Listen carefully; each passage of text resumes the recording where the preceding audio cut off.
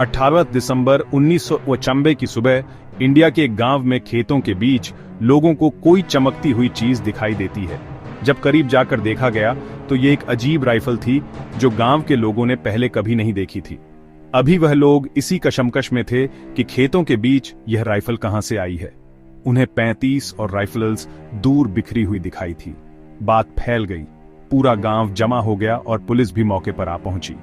मामला तब संगीन हो गया जब पास मौजूद एक तालाब में से टैंक तबाह करने वाले ग्रेनेड भी बरामद हुए।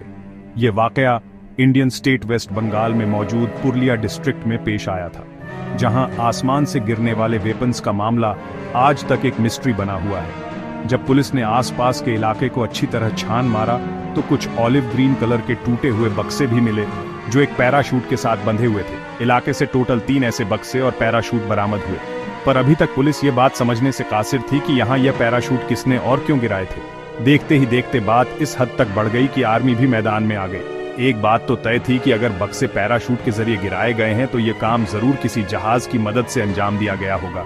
मालूम पड़ा कि रात को एक जहाज पुरुलिया डिस्ट्रिक्ट के ऊपर काफी लो फ्लाइंग करते हुए गुजरा था। शायद ये काम उसी का हो सकता है, पर आखिर यह जहाज किसका था और उसने वेपन से भरे हुए बक्सों को पुरुलिया में ही क्यों गिराया। इन बक्सों में करीब 300 AK-47 राइफल्स, 9 mm के 25 pistols, 2 snipers, 2 night vision binoculars, 100 से ज्यादा ग्रेनेड और 16,000 गोलियां मौजूद थीं। इन सब का टोटल वजन 4 टन से भी ज्यादा बताया गया। बात अब मीडिया तक पहुंच चुकी थी और हर कोई सिर्फ एक ही सवाल पूछ रहा था कि 4 टन वजनी हथियार पुरुलिया पर आखिर क्यों और किसने गिराए। इन्वेस्टिगेशन हुई।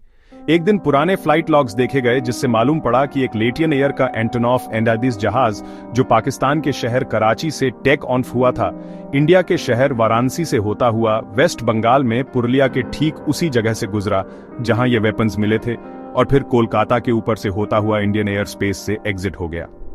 इंडिया से एग्जिट लेने के बाद जहाज ने थाईलैंड का रुख किया और फुकेट में जाकर लैंड कर गया। पर क्या यह एयर ड्रॉप इसी जहाज से किया गया था? फिलहाल ना तो इसका कोई सबूत था और ना ही इस पर शक करने की कोई ठोस वजह।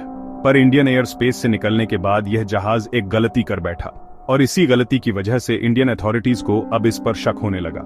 गलती यह थी कि जब यह सिविल एविएशन से इंडियन एयर स्पेस में एंटर होने की परमिशन मांग रहा था तो SOP के तहत पायलट ने अपनी डेस्टिनेशन कैम्बोडिया बताई थी, पर असल में यह थाईलैंड में लैंड हुआ था।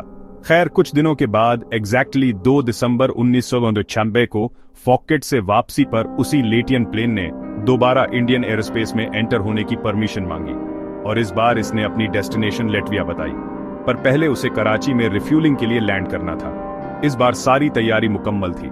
जैसे ही वह इंडियन एयरस्पेस में एंटर हुआ, इंडियन एयरफोर्स के 2 MiG-21 फाइटर जेट्स ने उसे इंटरसेप्ट किया और उसे मुंबई एयरपोर्ट पर लैंड करने का हुक्म दिया। यहां से शुरू होती है एक अलग कहानी। मुंबई एयरपोर्ट पर लैंड करने के 45 मिनटों तक जहाज के आसपास ना कोई सिक्योरिटी फोर्स आई ना कोई दूसरा अमला। उस वक्त जहाज में टोटल 8 लोग मौजूद थे, जिनके बारे में जानना इस केस को और उस एयर ड्रॉप की कहानी को समझने के लिए बहुत जरूरी है। एक था डेनमार्क से ताल्लुक रखने वाला किम डेवी। यह पिछले 18 सालों से दुनिया भर में कम्युनिटी बिल्डिंग प्रोजेक्ट्स में काम कर रहा था। इसने ग्वाटेमाला में काम किया था, रशिया में किया, और आपके सरप्राइज के लिए बताता चलूं कि इसने इंडिया की पुरुलिया डिस्ट्रिक्ट में कुछ एग्रीकल्चर प्रोजेक्ट्स पर भी काम किया था। जी हां, वही डिस्ट्रिक्ट जहां कुछ दिन पहले 4 टन वजनी हथियार एयर ड्रॉप किए गए थे। दूसरा शख्स जिसका नाम पीटर ब्लीच बताया गया, वो यूके का सिटीजन था।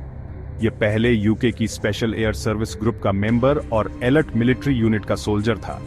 बाद में यह वेपन्स का डीलर बन गया, पर इस वाक्य के कई सालों के बाद मालूम पड़ा कि यह असल में यूके की MI एजेंसी का अंडरकवर एजेंट था। तीसरा शख्स एक इंडियन सिंगापुरियन नेशनल दीपक मणकांत था और यह आनंदा मरगा नामी एक ऑर्गेनाइजेशन का फॉलोअर था।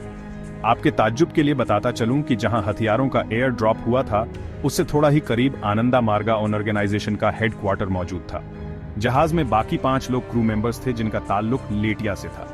जब जहाज मुंबई एयरपोर्ट पर 45 मिनट खड़ा रहा, इसी दौरान दानिश सिटीजन किम डेवी ने कुछ डॉक्यूमेंट्स उठाए और एयरपोर्ट से निकल गया, और उसके बाद अगले कई सालों तक डेवी का कोई अता पता न चल सका। डेवी के जाने के फौरन बाद सिक्योरिटी फोर्सेस ने जहाज को घेर लिया और अंदर मौजूद 7 लोगों को अरेस्ट कर लिया।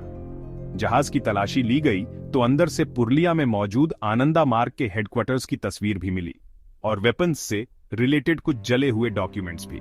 केस क्लियर था कि हथियारों से लैस 3 बक्से इन्होंने ही गिराए थे। पर सबसे अहम सवाल था कि आखिर क्यों और इस मिशन की प्लानिंग किसने की। पीटर बिलीच ने दौरान इन्वेस्टिगेशन बताया कि वह वेपन्स का डीलर है और उसको यह आर्डर डेवी ने दिया कि बुल्गारिया से वेपन्स का एक कंसाइनमेंट अरेंज करना है, पर उसको यह बताया गया था कि यह हथियार बांग्लादेशी मिलिट्री इस्तेमाल करेगी। पीटर बिलीच का कहना था कि उसको शक हुआ था कि शायद यह हथियार इल्लीगल काम में इस्तेमाल हो सकते हैं और उसने इसके बारे में यूके इंटेलिजेंस एजेंसी को इन्फॉर्म भी किया, पर हायर ऑफिशियल्स ने उसे कहा कि अपना काम जारी रखो। यहां पर यह सवाल पैदा होता है कि अगर यह हथियार बांग्लादेशी मिलिट्री को वाकई इस्तेमाल करने थे तो इन्हें एयर ड्रॉप करने की क्या जरूरत थी, और वह भी इंडियन डिस्ट्रिक्ट पुरुलिया के ऊपर। इसकी असल वजह तो अभी तक एक मिस्ट्री है, पर बीबीसी की इन्वेस्टिगेशन में यह बात सामने आई कि यह हथियार आनंदा मार्गा ऑर्गेनाइजेशन के लिए गिराए गए थे। डेवी जो जहाज से भाग गया था, बाद में सीबीआई ने उसको इंडिया मंगाने के लिए इंटरपोल से कांटेक्ट किया और मालूम पड़ा कि वह डेनमार्क में मौजूद है। डेवी ने एक इंटरव्यू में बताया कि असल में वह आनंदा मार्गा के लोगों के साथ काम करता था, जिन पर वेस्ट बंगाल की गवर्नमेंट के लोग बहुत जुल्म और ज्यादती करते थे, और इसी वजह से उसने ये हथियार उनके सेल्फ डिफेंस के लिए मंगाए थे। डेवी के इंटरव्यू से कंट्रोवर्सी तब पैदा हुई जब उसने इंकशाफ किया कि इस काम में इंडियन कांग्रेस प्राइम मिनिस्टर और रॉ के कुछ लोगों ने उसकी मदद की थी। यहां तक कि डेवी के मुताबिक मुंबई एयरपोर्ट से भागने और मुल्क से एग्जिट करने में भी उसकी मदद एमपी पप्पू यादव और इंडियन प्राइम मिनिस्टर नारासिम्हा राव ने की थी। सीबीआई ने डेवी के लगाए गए सारे इल्जामात को मुस्तरद किया और कहा कि डेवी यह सारी कहानी वापस इंडिया भेजे जाने के डर से बना रहा है।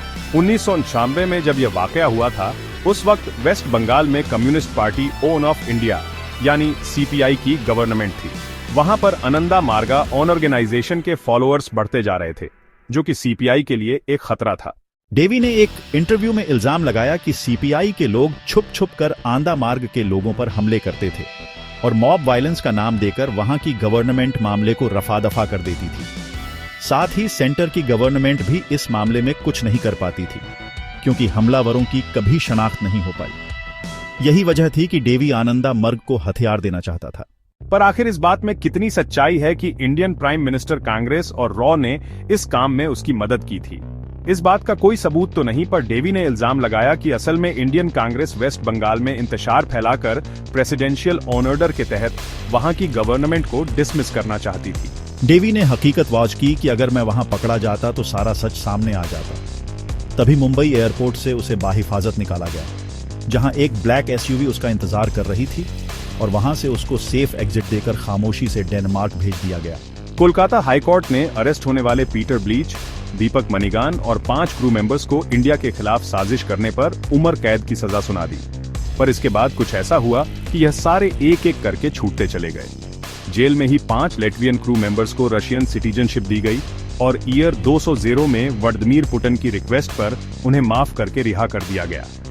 इसके बाद 2004 में पीटर ब्लीच को भी माफ करके रिहा कर दिया गया, जिस पर काफी बातें बनी कि यूके की गवर्नमेंट के प्रेशर पर उन्हें रिहा किया गया है।